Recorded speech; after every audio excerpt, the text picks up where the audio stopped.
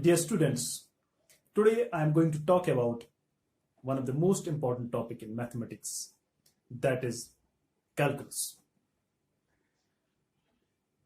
The word calculus seems to be like the word calculate. Actually, the ancient mathematicians were using small stones or pebbles for calculation. And the word calculus comes from Latin, which means small pebble.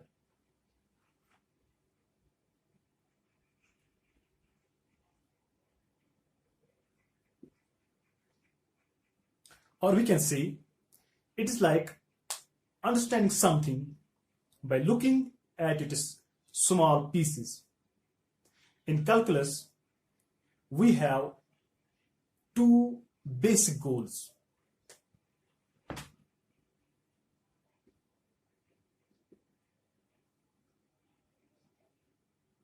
And those are, number one, let us take a function y is equal to fx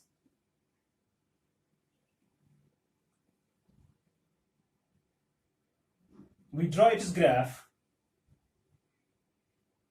Let this curve represent the graph of the function y is equal to fx. Our first goal is to find how the curve changes at a given point, say P. Let this be the point. Now our goal is to find how the curve changes at point P, or to find the slope of tangent at point P.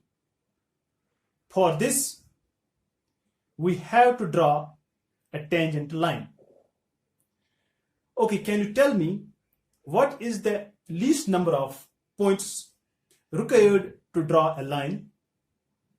Yes, 2. We require at least 2 points to draw any line. But in this case, how many points do we have? Only 1. What should we do? Let us take one more point on the curve, say point Q. Now we can draw a line through these 2 points.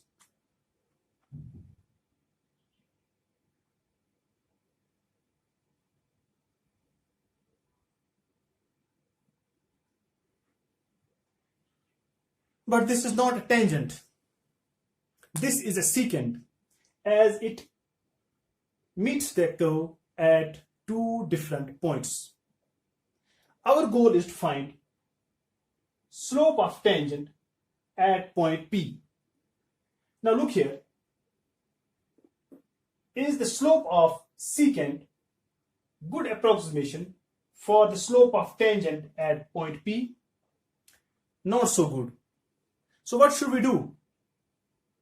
Since we have to find slope of tangent at point P is a given point, we consider this point as a fixed point.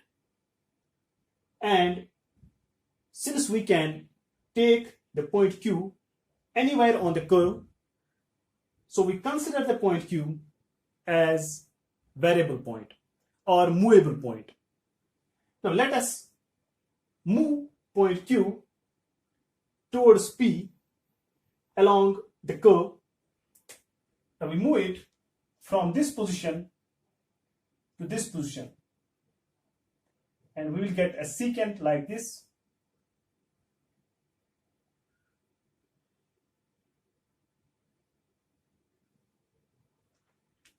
Okay.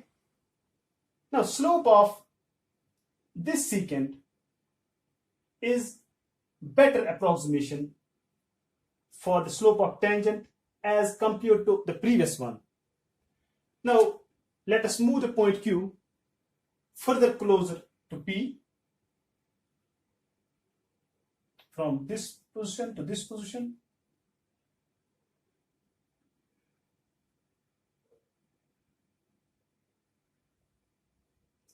Let us repeat the process.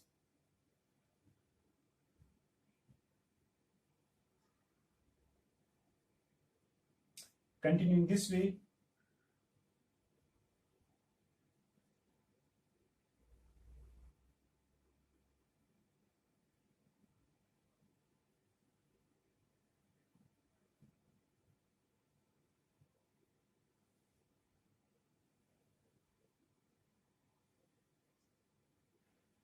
Okay. As we move point Q very close to point P, or sufficiently close to point P, or we can say as close as we can, then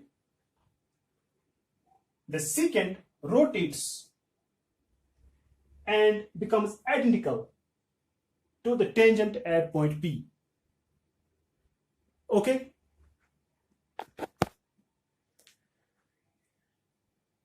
Now this shows that as Q approaches to P, that is Q comes very close to P, sufficiently close to P, the slope of secant approach to slope of tangent at P. So in this way, we have accomplished our first goal.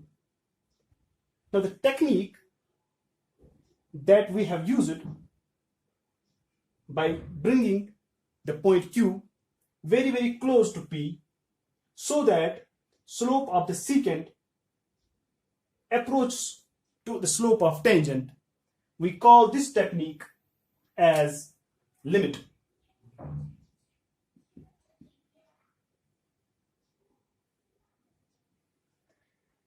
And we will discuss this in detail later.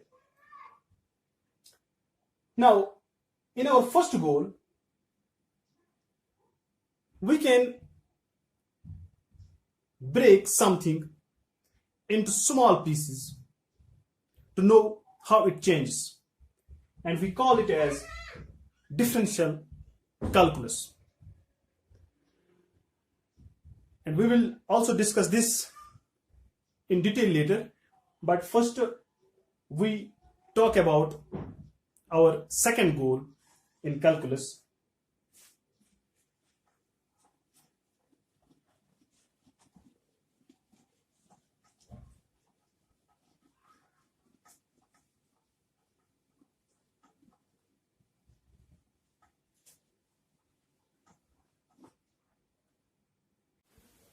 Now, for second goal of calculus, let's take a function y is equal to fx.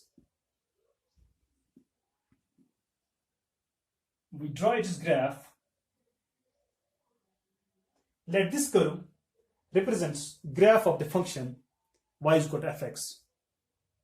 Our second goal is to find area under this curve between two given points, say A and B.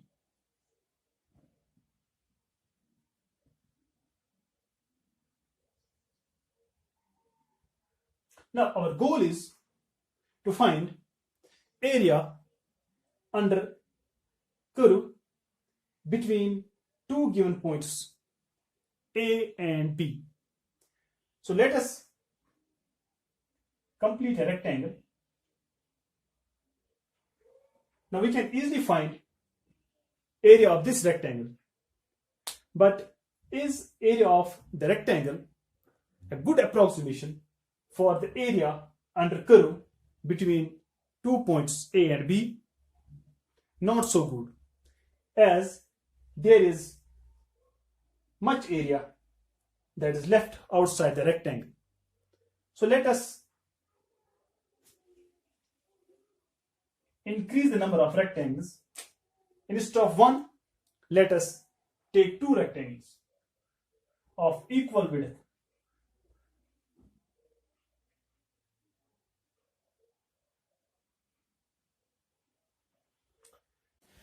Now, obviously, the summation of areas of these two rectangles is better approximation than the area of one rectangle for the area under curve between A and B. Now, if we increase the number of rectangles between A and B, let us see what will happen.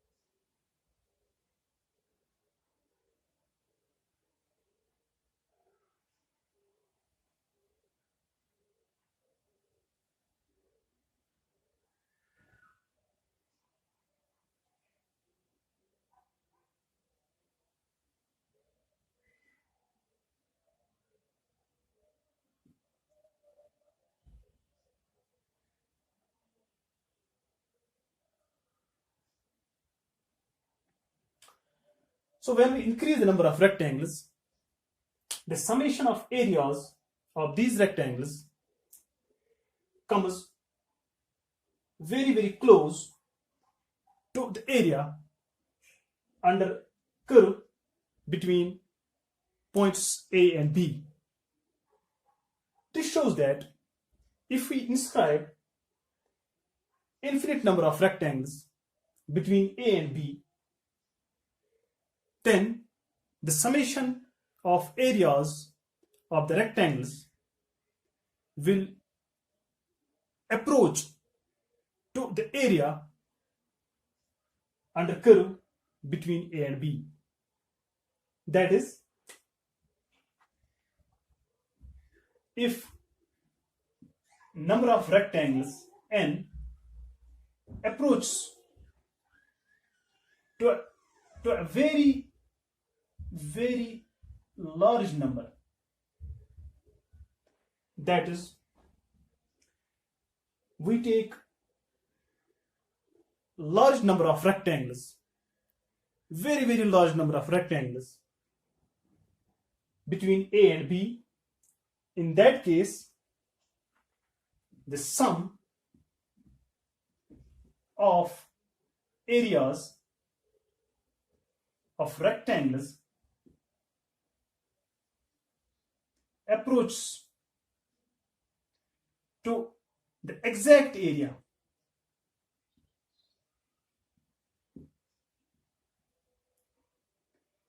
under curve fx between two given points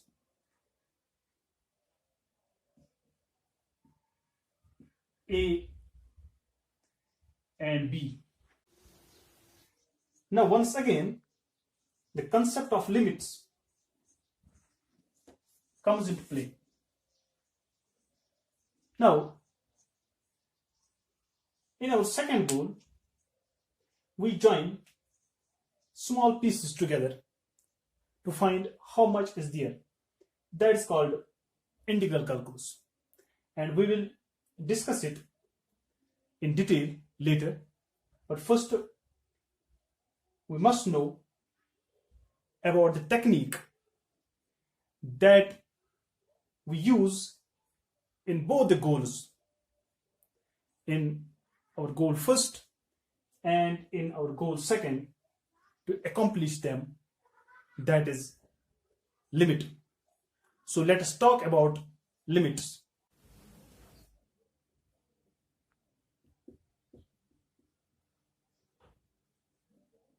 Limits. Now, limit is actually the fundamental building block on which all concepts of calculus are based. To understand limits, let us take a function y is equal to fx equal to x square.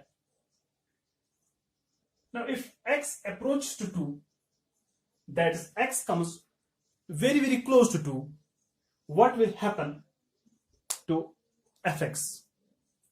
Let us see. We draw a number line. It is 2, it is 3, it's here 1, 1.5, 2.5.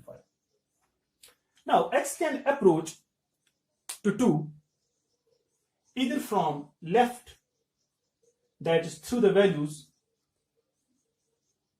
which are less than 2, or it can approach 2 from right, that is through the values which are greater than 2. Okay, so let us check what will happen to fx when x approaches to 2.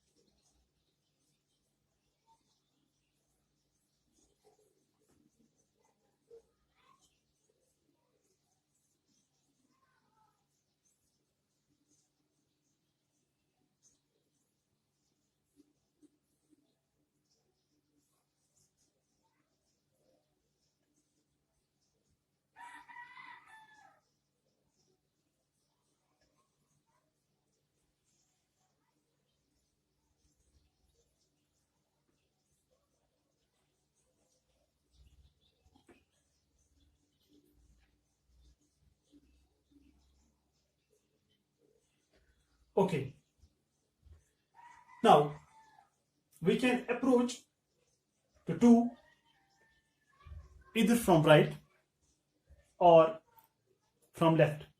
When we approach to 2 from left, that is through the values which are less than 2 but very close to 2, we can take 1.5, 1.8, 1.9, 1.99, 1.999. Now when x is 1.5, at that time fx is equal to x square. X square is 2.25. And when x is 1.8, at that time x square is 3.24. Now when x is 1.9, at that time x square is 3.61. And when it is 1.99, it is 3.96. When it is 1.999, at that time it is 3.99. Similarly, we can approach to 2 from right. Let us take, when x is 2.5, we can take 2.2, 2.1, 2.01, 2.001. When we are approaching to 2 from right, that is through the values which are greater than 2 but close to 2. Now when x is 2.5, x square is 6.25, and when it's 2.2, x square is 4.84. When it is 2.1, x square is 4.41. When it is 2.01, x square is 4.04. When it is 2.001, x square is 4.004. Okay, so this shows that as x approaches to 2 from left, that is through the values which are less than 2 but very close to 2, fx approaches to 4.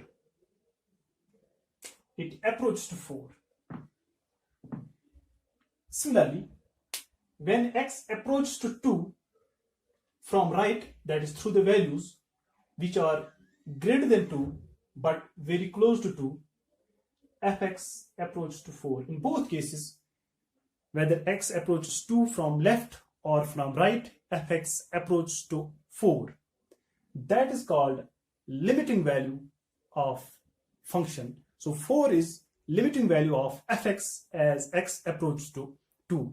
So we can write limit x tends to 2, fx is equal to 4. Now here, as we approach 2 from left, we can write that like this: limit x tends to 2 minus fx. That means we are approaching to 2 from left. At that time, fx approaches to 4. And when we approach to 2 from right, we write it like this: 2 plus. That is from right or through the values which are greater than 2 but very close to 2. In this case, it is 4. For a limit to exist, we must have left hand limit. We call this as left hand limit. Left hand limit must be equal to right hand limit. Then only we can say that this limit x tends to fx exists and is equal to 4 in this case. Now let us take a function y is equal to fx.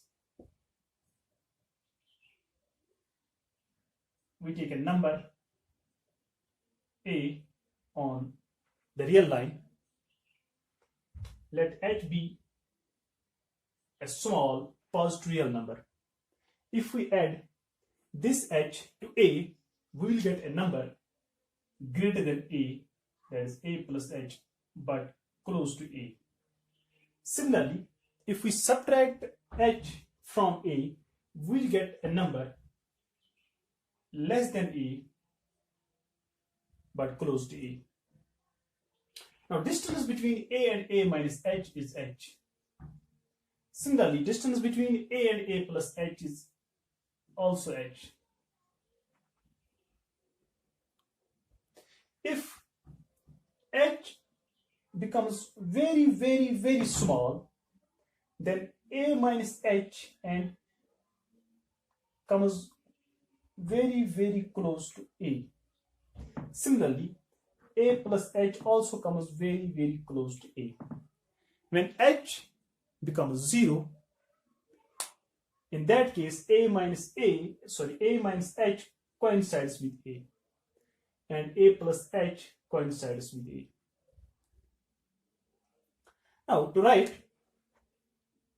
limit x tends to a minus fx, that is left hand limit, that is when we approach a from left, that is through the values which are less than a but very close to a. Instead of this, we can write limit h tends to 0 f of a minus h, because as x approaches to a minus h also approaches to a when h approaches to 0. Similarly, limit x tends to a plus fx, that is when we approach a from right through the values which are greater than a, we can write this in this way: limit h tends to 0 f of a plus h. Now if this left hand limit and right hand limit, if both these limits are equal, say equal to L, then we can write limit x tends to a fx is equal to L. Now in this case, x is called limiting value of the function or limit of the function as x approaches to a. I think this is sufficient for today. We'll continue this in our next lecture.